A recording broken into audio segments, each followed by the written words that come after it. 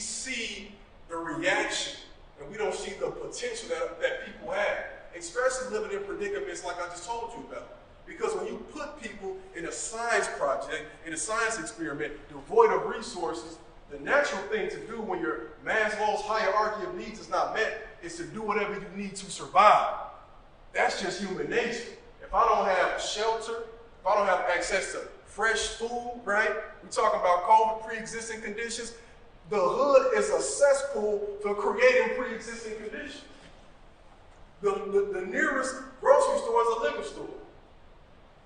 Not just where I grew up, but out here too. On the side of town where I work. I don't even know where to go. If I wanted a quick salad, where do I go? There are studies, y'all, that show that food has a reaction. We know what sugar does, right? As soon as you know what you're doing. You get some Mike Nice, some Skittles.